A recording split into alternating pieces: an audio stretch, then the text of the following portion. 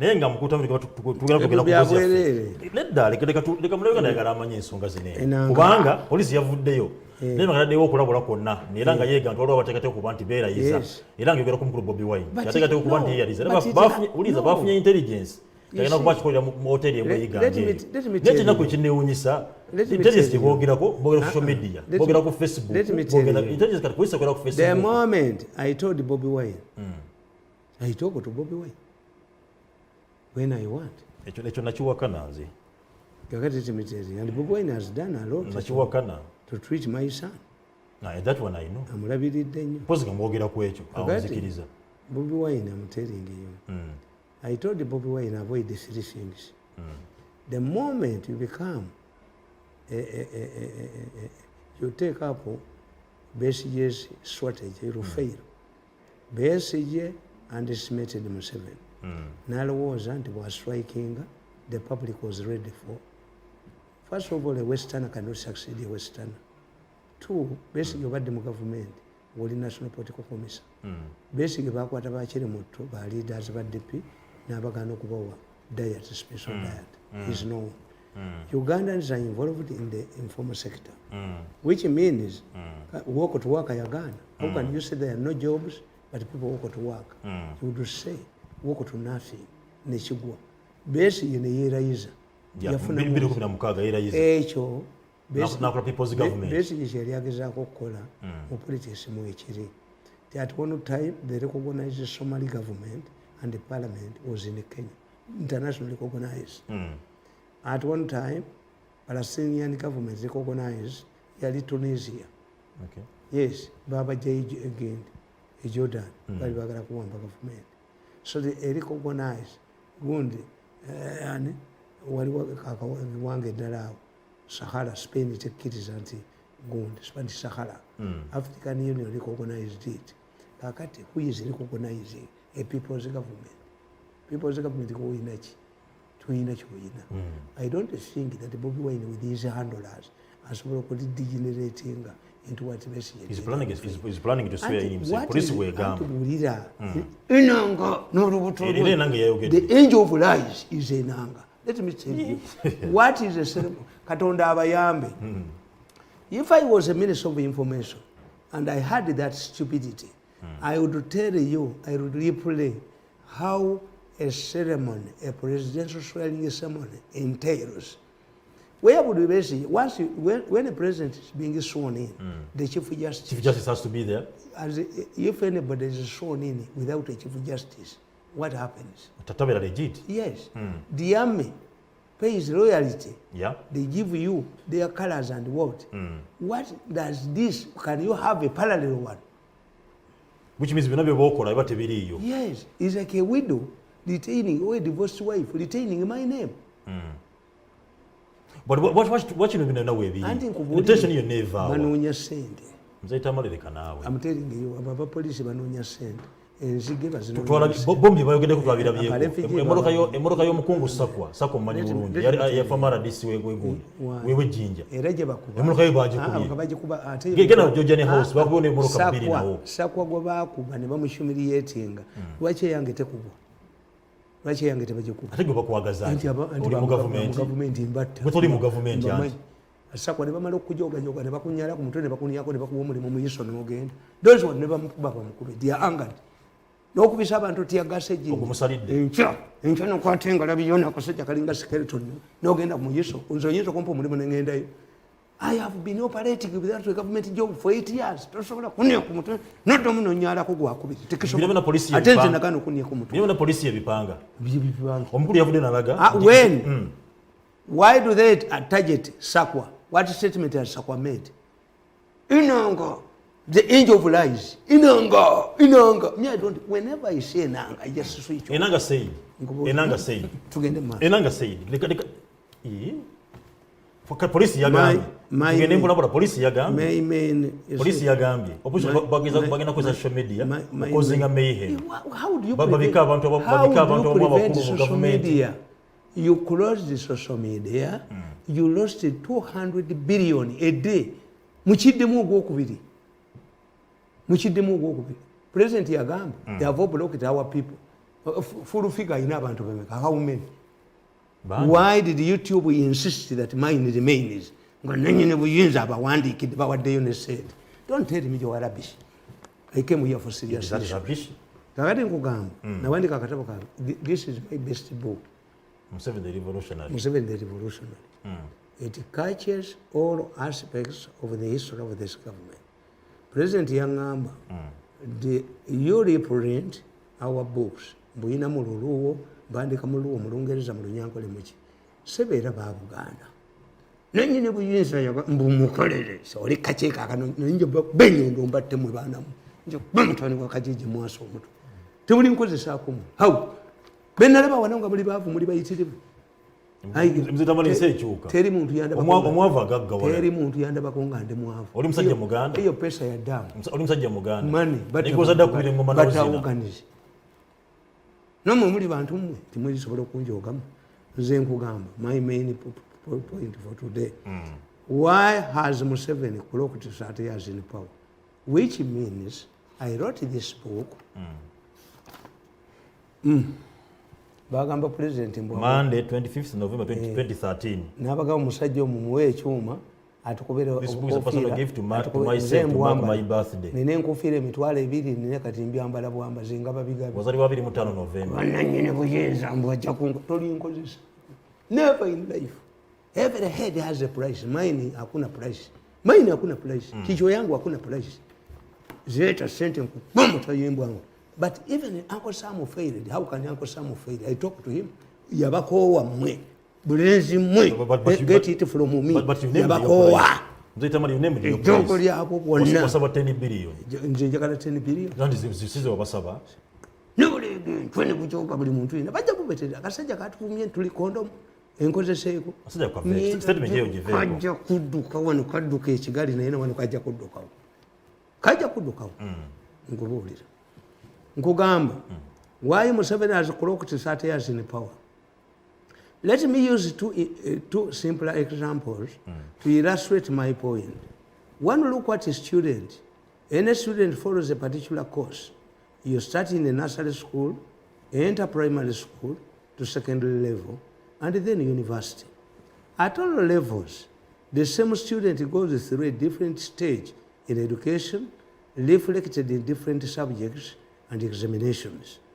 At every level, you compete with others, and there are those who are dropped along the way. In 1986, Yoweri Museveni took power after a 5-year protracted war. He then had no mandate from Ugandans. This is why his government was a transitional government from 1986 to 95. Transitional. It was a transitional government. Abaddipi bakkiriza ne bajja gentleman's agreement. It was not a government of national unity, neither was it a coalition. It was a broad-based government. A broad-based government, you come as an individual. Okay. Nkugamba, the government had to put the necessary institutions in place and formulate a new constitution for Uganda. After this, like a student, I explained the student. The Museveni atandikidde mu nursery school. Ayingidde primary. Ayingidde secondary school. Ageze ku A-level. Emyaka 3 Yes. Tewali ejjajjifuna wano. Ate gina 5. Ejja university. Tewali ejjajjifuna. If you don't understand this situation, that by the time he came, he had organized a protracted war. 5 years in the bush. The higher the risk, the dividend. Nanyini buyinza yala wazambu wansi ya wanantwala ngani agende mutano wa mirundi no muzimu tekunzita analoga anti man like me.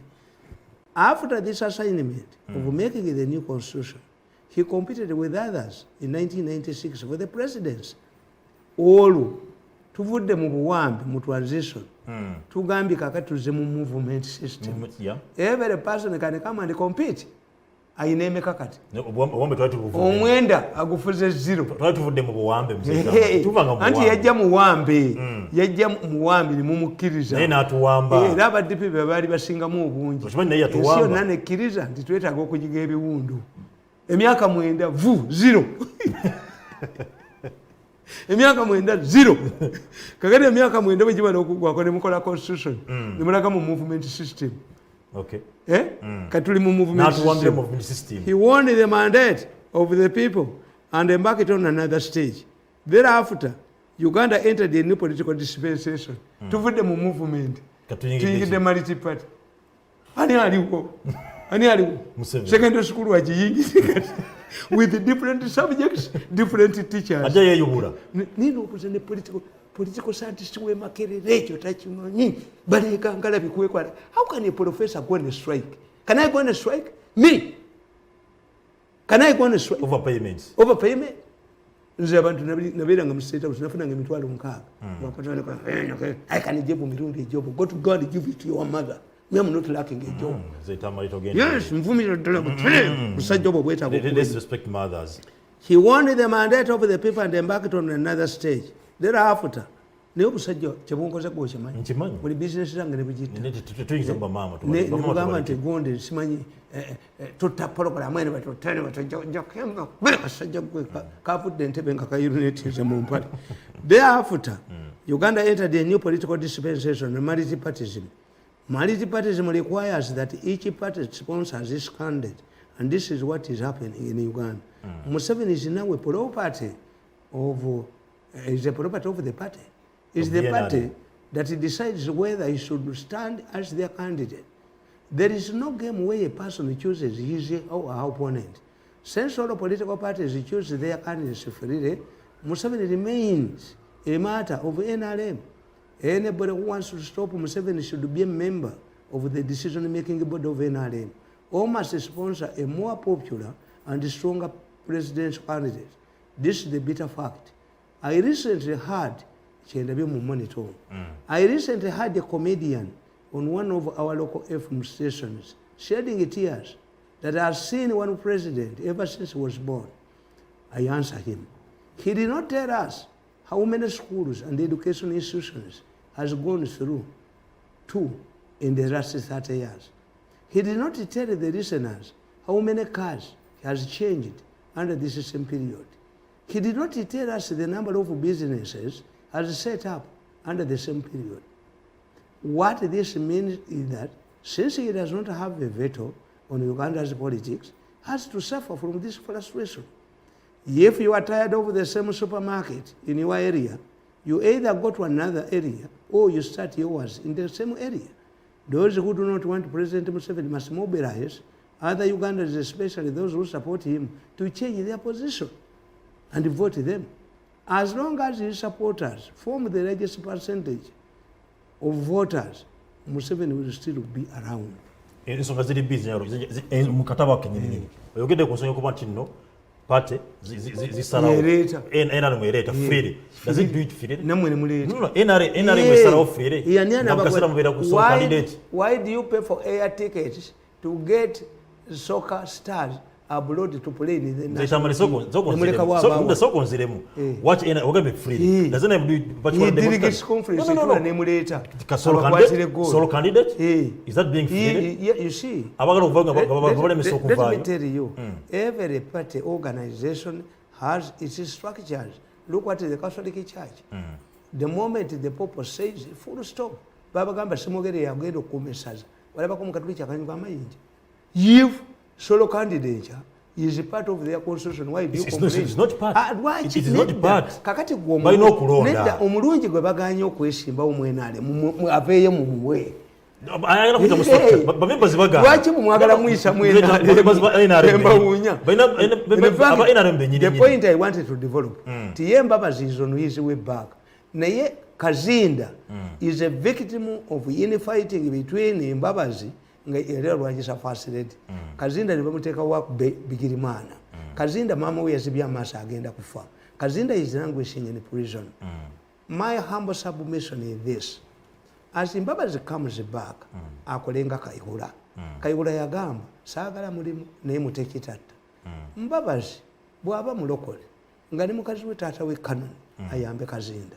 mzee Tamala onvuzeemu speed kati ensonga eyokubiri jenja twogereko ogambye ku nsonga nitulete baleete ababulomale abatakiriza President Museveni baleete owaabwe bamuwagire amuggyeko Bobi bamuleta n'agwa nemulemesa yagwa okuba nti abantu bamuwagira mu okumuwagira incumbency and rigging mzee Tamala ovuga speed kankusomere wano neno ogana okunziramu kyenkugamba kyanukola kyenkubuuziza bakuba abakazi bonna babareepinga kyanukola kyenkubuuziza kyoma tuwulire mwamuleeta n'agwa teyagwa ate teyali wammwe Bobi Wine has never been yours. Bobi Wine did not emerge from one of the political parties. Yavaawa faaza waawa atava mu seminaariyo gwe mumbuulireko Bobi Wine yava mu seminaariyo ki eriwa janaki bano be bamuleetera twakiyitanga edda tweronde omanye omupiira gwe twalonzanyanga kati tweronde tetulina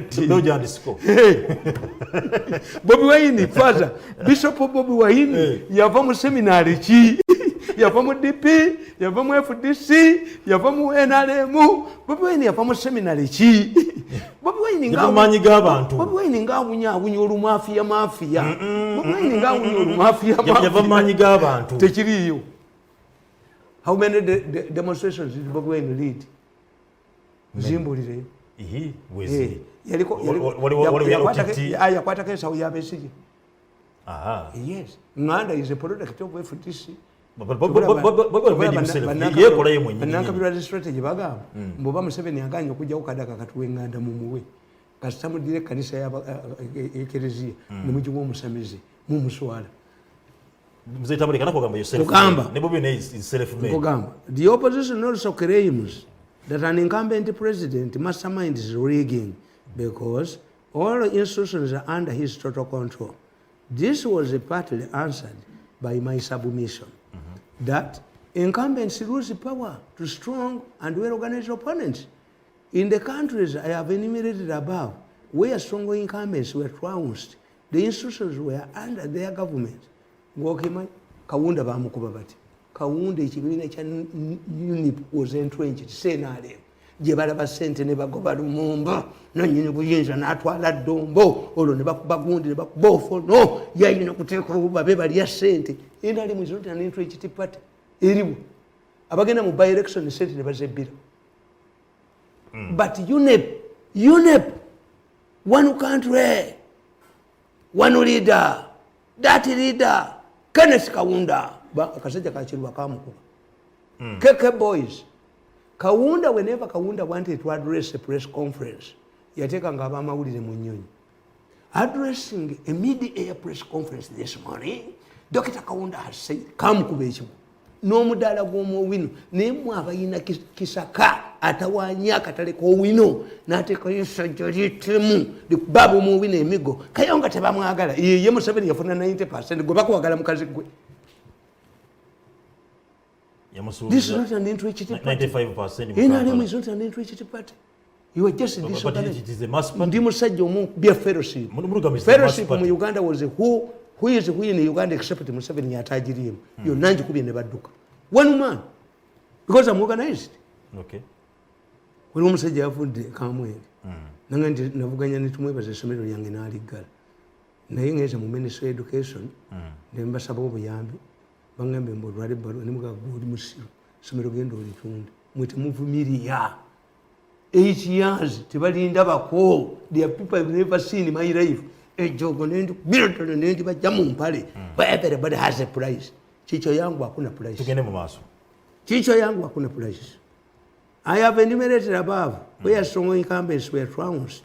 Kamuzibanda, Emwanzi, Emalawi, Kamuzibanda, Emwanzi, the Lion, Bamukuba, Ndanda ye, yakuba buyoya, nga bamuwadde emyezi mukaaga gyokka. Burundi tewali muhutu yakulira ye yasomerayo. Yava bweru within bamu emyezi eki yakuba buyoya ekyo. You are not organized.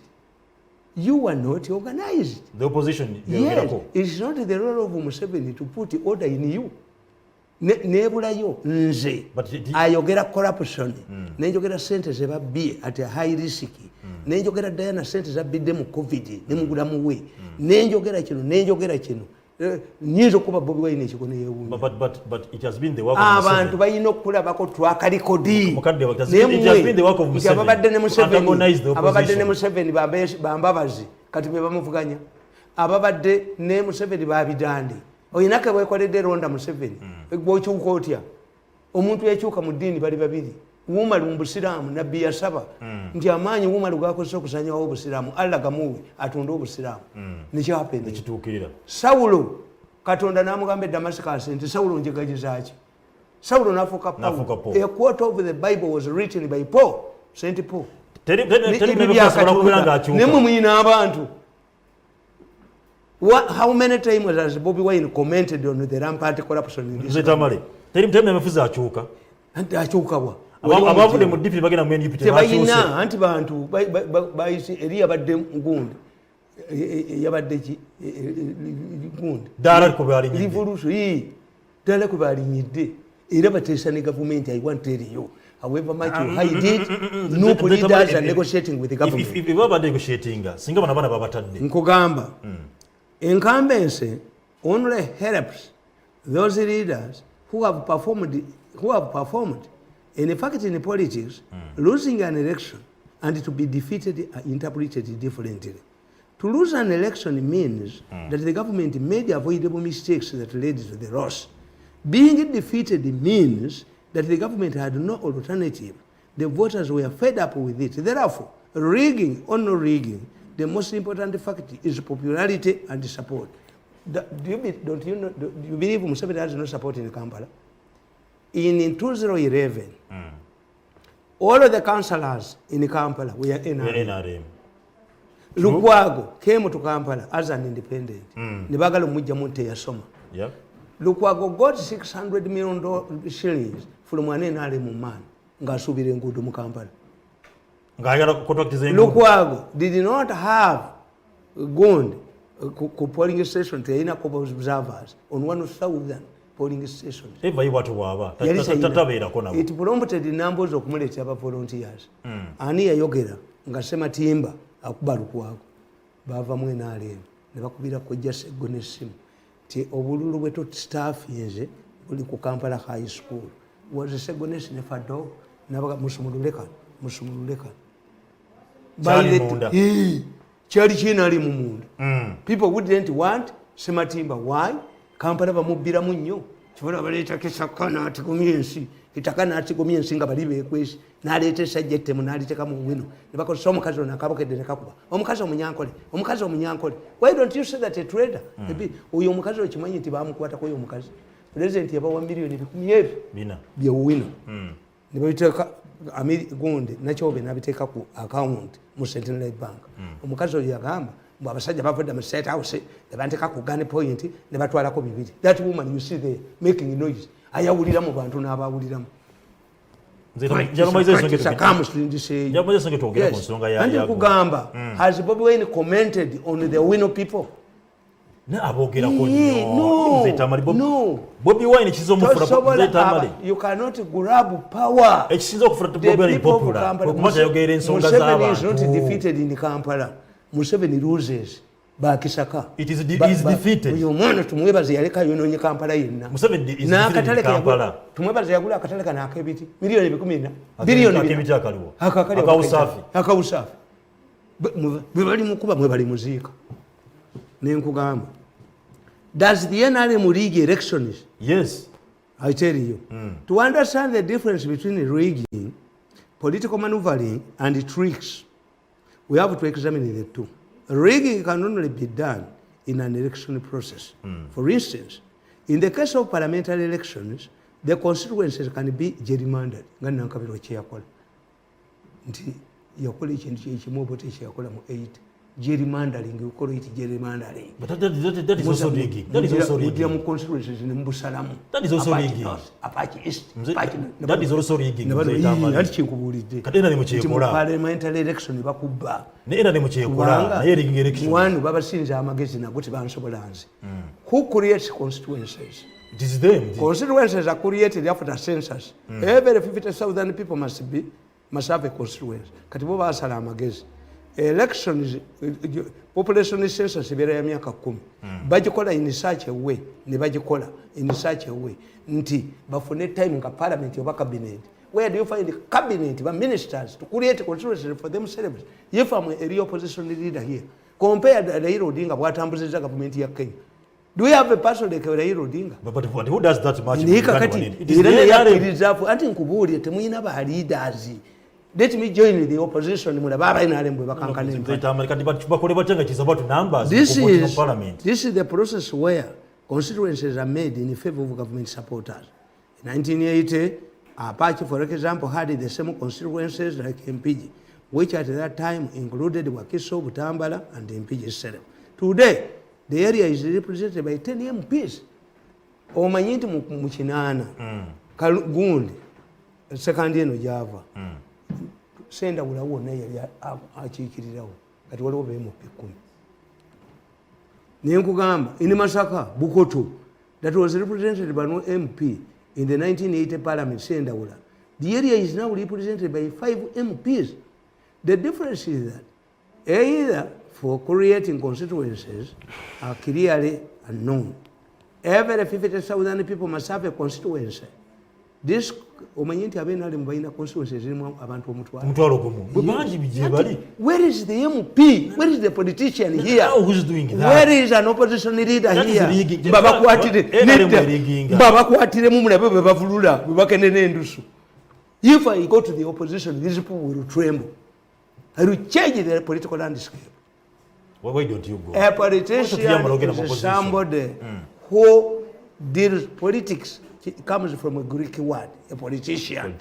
Who depends on politics. Why haven't I been bought for the last 8 years?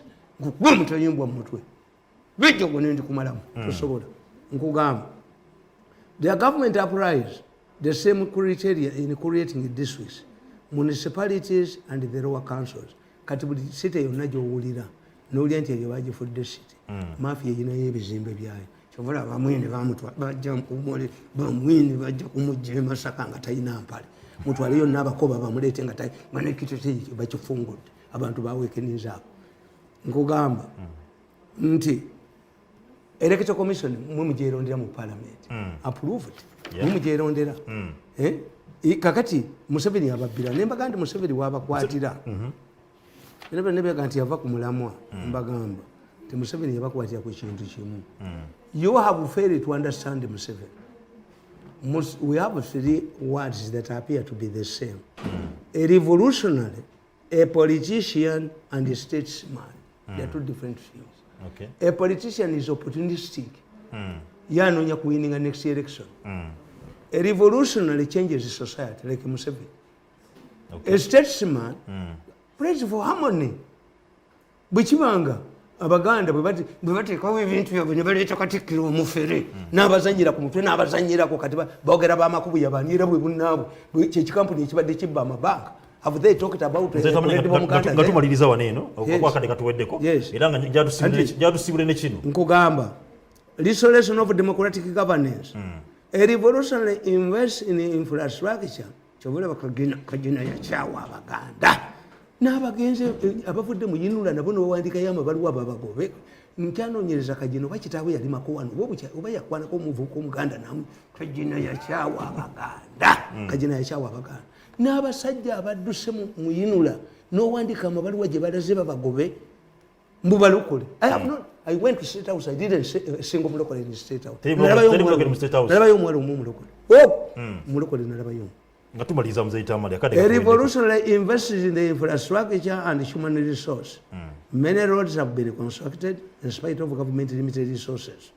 The government put up 20 investment parks. Nebazibba. Nebaga nti wenamma wayina n'okubeera oluguudo oluyita waggulu nga wadde banka bawadde sente nasasira yamenji zaala. Bali baleeta n'amaduuka olinga bamuleeta mu kkooti. Lukikayire yaleeta baasi ezatabula ne Kuteesa. Lukikayire. Kuteesa ekyamukulu bikumpita weekuŋŋamba. Tibasi zange nali kubira kikaire empale n'egiwanika wabo nina kamunye 10 nakange mukappe akomunako kekazikiza omuli nakati ninamu nalese ezo empya 10 njagala ba package muzitani drone njagala ba package I'm itching to see a thief mubbe bikomwenda mubbe mbatte mukwatekemu oba najja kugamba nti land has been given to investors. Naye baleese omufere kati waliko omufere ali mugundi people are celebrating kati baleese omufere mu investment gundi. Land has been given to investors to bring their money to Uganda.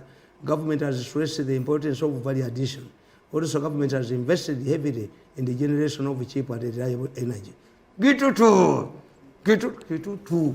yadidde be bagenda okugoba. Kitutu n'atwala instrument boodi yaleeyeeveewo emisango gife.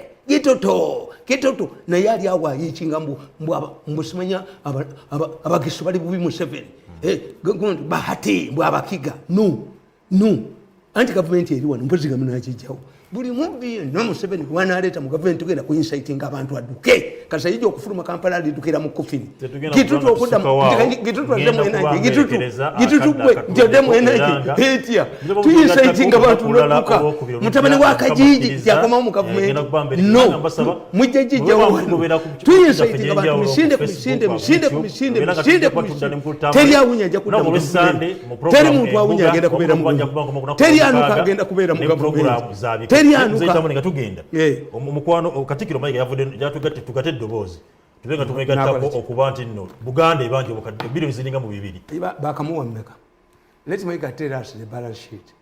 Museveni okumanya Mayiga lwakitowummulako kubanga kati how